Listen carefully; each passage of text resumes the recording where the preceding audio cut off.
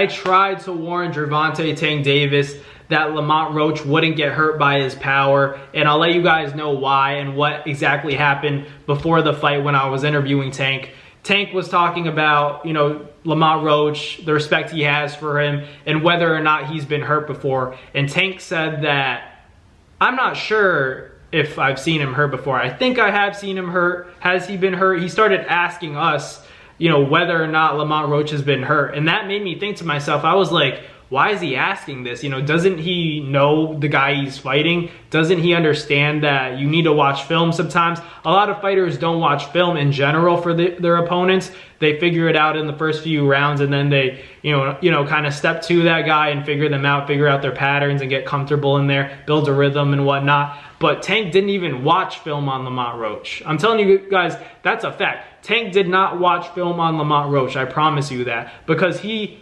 literally said to me, he said, has Lamont Roach been hurt before? You know, he asked me, I don't know if Lamont has been hurt. Has he been hurt? And then I was shocked. I was like, I don't think he's been hurt, bro. He hasn't been hurt. And then Tank was like, he hasn't? And then, you know, it was just interesting. It's interesting to hear. This was fight week already, where Tank was asking me whether or not Lamont Roach has ever been hurt. And I was telling him, no, he hasn't been hurt. Even when he lost to Jamel Herring, he lost the fight, but he was the one who hurt Herring. We never seen Lamont Roach really hurt. And, you know, as we saw in the actual fight, that was, you know, holding to be true, because Tank wasn't able to really hurt him. If anything, Lamont Roach hurt Tank. So it was just interesting. I feel like talking to Tank, you know, he seemed very calm and he was answering all the questions that we had, and I respected Tank. You know, Tank's a really cool guy, but, you know, a lot of people talked about the fact that Lamont Roach was saying,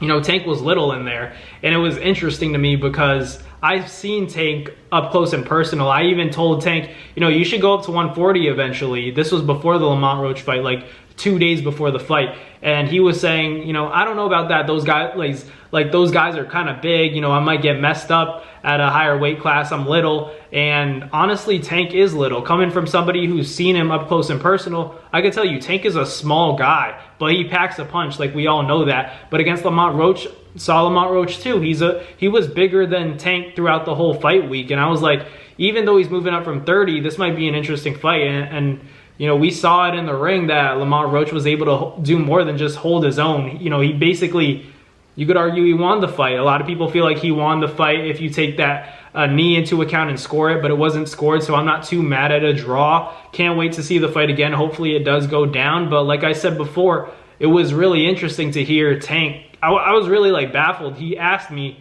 he hasn't been hurt before? And I was like, no, I don't think he's been hurt before, bro. And like, that was kind of like my warning, like, I'm surprised you don't know this because you're fighting him, but at the end of the day, like, is your power gonna be able to affect him? Because ultimately, as much as I respect Tank, Tank's a great fighter, and I'm a big fan of Tank as well.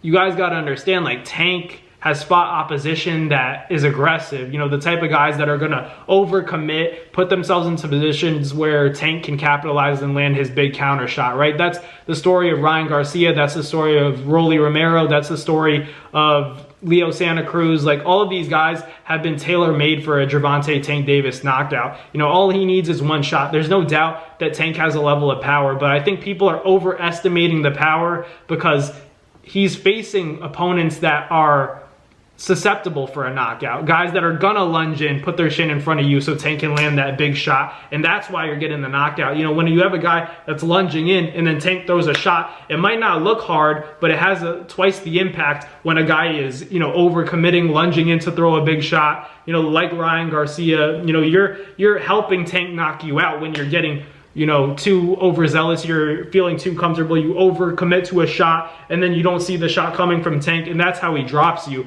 And that has to do with picking opponents at the end of the day. It's not easy to be any professional boxer, don't get me wrong, but Tank has fought guys and beat guys who are tailor-made for his style, tailor-made for him to counter them and ultimately stop them. So, you know, as great as Tank is, it's also about who he's fighting. And he fought a guy in Lamont Roach, who wasn't willing to overcommit and play into Gervonta Davis's game plan. And as a result, we saw the competitive fight that was Lamont Roach and Gervonta Tank Davis part 1. Hopefully we get the rematch, because I can't wait to see it. I think it'll be a tremendous fight, but I got to go with Tank by stoppage. But thank you guys for watching. Like, comment, and subscribe. Catch you guys on the next Nabs Boxing video. Peace.